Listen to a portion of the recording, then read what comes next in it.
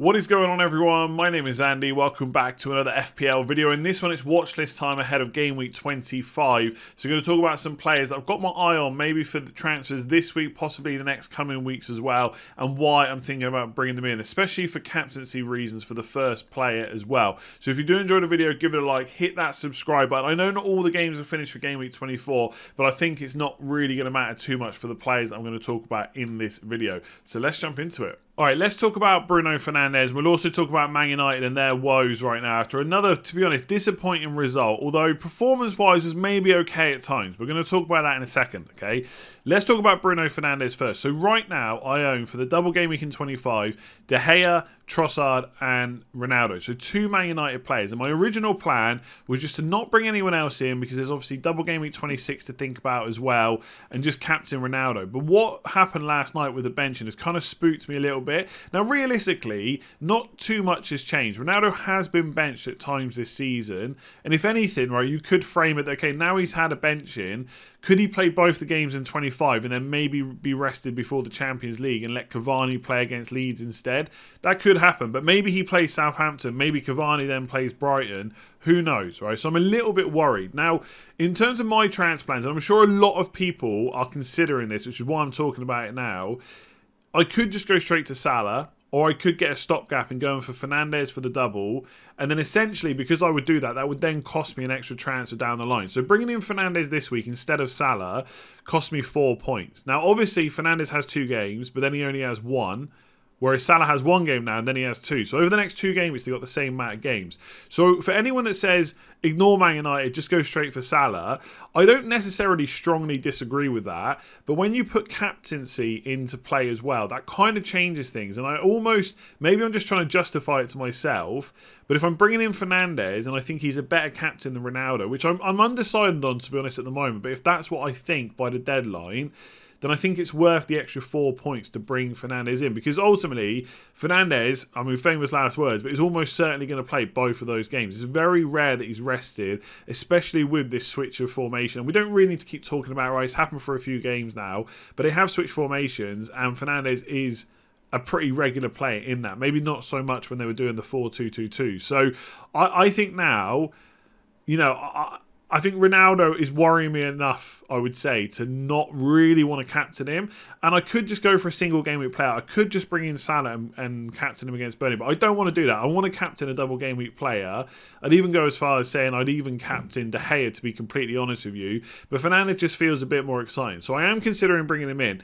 Let's talk about Man United. Another draw, right? Obviously went out of the FA Cup, drew with Middlesbrough and then lost on penalties, have now drawn with Burnley as well.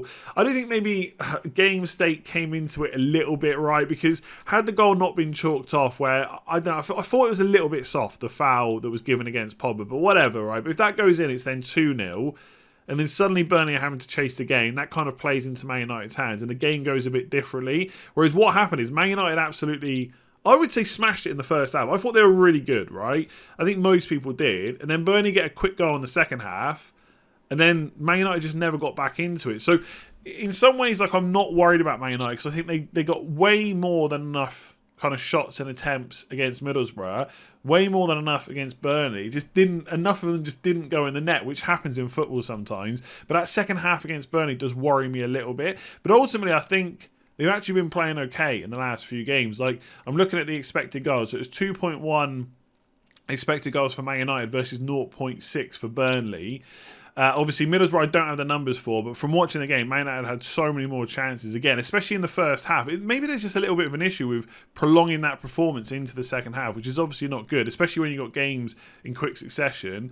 Against West Ham, it was 1.8 XG versus 0.3. Against Brentford, they managed to get 2.3 XG, although it was 2.2 against. So defensively, still maybe not great for Man United, and I probably shouldn't look to captain De Gea. But in terms of attacking wise, and since this switch of formation, I do think it's kind of working for Ralph Rangnick. The problem is people don't care about that. They only really care about results. And so it pours more pressure on the manager, maybe inside the dressing room. I don't know what's going on, but players might be a little bit frustrated because of the results. But ultimately, I think Man United are actually playing all right in terms of actually trying to score a few goals. So I do want to captain an attacker for this game week in 25. So ultimately it comes down to, am I confident in Ronaldo? And if not, I think I've got to buy Fernandes and just spend that extra transfer to get Salah in game week 26 instead. Let's see what Salah does against Leicester first, and then I'll rethink that position. But right now, I'm really looking at Fernandes. I think he's a good option for this week. All right, let's talk about Weghorst again. First, this isn't all going to be players that played last night, by the way, but the second one is. Against Watford, I wasn't that impressed with Burnley at all. It was his first game, right, for a new team in a new league. So I'm not like I was writing him off, but I just wasn't that impressed. And I was thinking, are they going to go to Man United and play well? And they did. And it felt like Weghorst just had a really good game, right? Arguably man of the match. I mean, there's quite a few Burnley players that played well, but I thought Weghorst was really good. Got the assist as well. The thing I like about him is he's really cheap, and Burnley do have a bunch of fixtures to rearrange. They've got a guaranteed double game week in game week 26 as well. They've got a possible double game week in 27. That's why I've put the question marks in. Ben thinks it's fairly likely that Burnley versus Leicester will go into that game week. And that's all to do with the fact that Leicester went out of the FA Cup. So now they've got a few more kind of opportunities where they can rearrange fixtures. And they're another team that have quite a few. So if Weghorst has got four games in 2 game weeks, then suddenly he looks like really good value. Now, the numbers I've got on the screen, expected goals, expected assists and stuff like that, they are from last season, right? Because he's only played a couple of games this season. It's not really fair to compare the two right now, although points per match is from this season. And they're pretty good. His expected goal involvement was 0.53. That's fairly decent, right? Okay, it's not Jota or Salah or De Bruyne levels, of course not, but also he's nowhere near that price as well. And as we're going to talk about in a minute with the next player, there's not a huge amount of forwards like doing exceptionally well, right? Calvert-Lewin didn't play again last night. Antonio blanked again. Let's wait and see what Watkins does. King, Dennis, they blanked again. Like, it's all well and good sitting here saying and laughing like, why are you even thinking about going for a Burnley attacker? But his personal numbers are quite good. And in their second half performance, if Burnley could do that a bit more often, then who knows, right? We're not expecting miracles from the guy. I'm not expecting hat tricks. But 1 or 2 attacking returns in a double game week plus the appearance points for 6.5 million is pretty decent. And once we get to game week 27, if they have that double and they're the only team that double, then I'm going to be captaining Weghorst in that week. So part of it for me is also that he's cheap, right? So I can sell someone like Antonio and get myself another million to do other moves. But also after that Chelsea game in 28, and bear in mind, a lot of squads, mine is definitely still set up like this, have a lot of players on the bench that are playing players. So I don't necessarily need to play him against Chelsea unless I absolutely have to. And the fact that he's got a game in 27 where I'm probably not using my free hit, regardless of whether he gets a double or not, he's playing in 27. So that's also a benefit. Brentford away is decent in 29. Southampton at home may or may not be on, depending on what happens in the FA Cup, but I don't care because I'm probably going to free hit that week, and the fixtures afterwards aren't that bad. And look, you don't have to keep the guy forever either. So I think from an FPL point of view and the price and the fact that forwards just aren't firing at the moment, like whether or not you do the move this week is going to depend on whether you need the money, right? Because although Antonio's been poor again, he is playing Leicester, whereas Weghorst is playing Liverpool. So I don't think the switch has to be made this week. But depending on what I do, with Salah in particular, and if I've got to use 1 or 2 of my transfers, I might make the move this week. If not, I'll be doing it in 26. But I really like the look of him. I think right now, look, maybe Watkins or someone like that does the business over the next couple of days to finish off game week 24, and maybe we reassess. But if he's got that high chance of back-to-back doubles, then I think that makes him super good value for 6.5 million. If he can convert on the numbers from last season as well. Bear in mind, Chris Wood, not very exciting, but always good for kind of 10 plus goals in the league. I think he could get some returns. He showed that against Man United. So I'm feeling pretty good about him, and I think he probably is going to come in. All right, I'm going to throw another forward name into the mix, which is Raúl Jiménez. Not really spoke about him too much. And to be honest, like I said, Weghorst's price and back-to-back doubles makes him kind of more of a priority for me. But for some people, depending on how many forwards you're looking to get rid of, depending on how much money you've got, Jimenez might be worth a look. The only thing that kind of really worries me about him, right, as I've said before when I owned him early on this season, right, he's absolutely nailed 90 minutes. He's got penalties as well. Like, he's a really good option. But his numbers, his expected goals and his expected assists combined, are down on last season, right? And it's quite a few matches now. and those numbers haven't really improved. So that does worry me, but we know from previous seasons he's got the quality to potentially improve as well. And has arguably got okay fixtures too. I mean, Spurs away is not ideal necessarily, especially, I mean, I've just bought in Reguilón, and part of the reasons was because he's playing a Wolves attack that aren't very potent, I would say. And obviously West Ham away is not necessarily that easy either. But the thing about Wolves, and something to consider for your own teams, again, right now, your own chip strategy and stuff like that and squad setup is going to make a big difference to your transfer plans.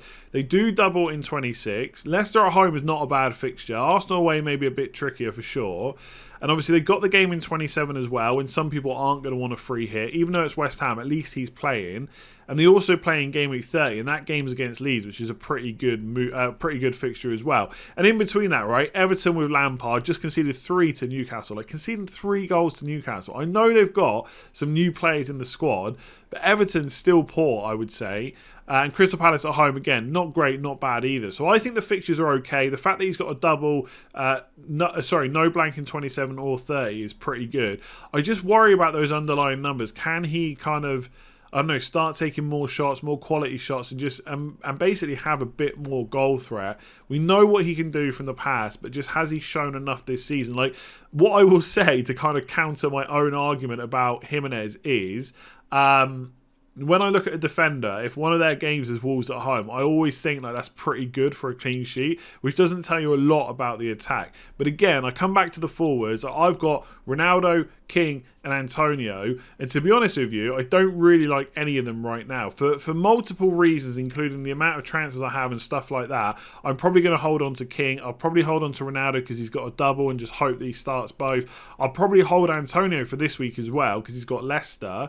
But ultimately, I could move on all 3 of those in the coming weeks. So again, I'm not saying to buy Jimenez this week, but if you're someone with only 1 free hit left, potentially, then buying him for Game Week 26 might not be that bad. And also, if I just bring up the fixtures really quickly, I haven't got it set up to show you on the screen, but I'll talk them out loud. After that Palace and Everton game, it's Leeds at home, Villa at home, and Newcastle away as well. And they also have Watford at home to rearrange. There is a slight chance that goes into Game Week 27, but I think based on the FA Cup results, it's probably a little bit less likely now, but that could happen as well. So if that Watford fixture goes into 27, then suddenly he's also got back-to-back doubles. Leicester and Watford are good fixtures, plus 2 others. Good fixtures to come, no blank in 30. Suddenly looks like a really good option. So it's all going to depend on how many spare transfers you got, what your plans are. But again, when there's not many forwards doing the business, let's see what Edouard does and Watkins and players like that. Don't completely write off Jimenez, I would say. There we go. That's just a quick watch list video for you. I'll have another video tomorrow, transfer tips, once we've seen a few more games play out tonight. Fingers crossed that my new signing Reguilón and Foden get some points. I've got a bad feeling it's just going to be another awful game week, but let's see what happens. Obviously, we'll have team selection, game week preview and stuff like that on Friday as well. If you enjoyed this video, do make sure to give it a like. Hit that subscribe button if you are new around here, and I'll catch you again soon.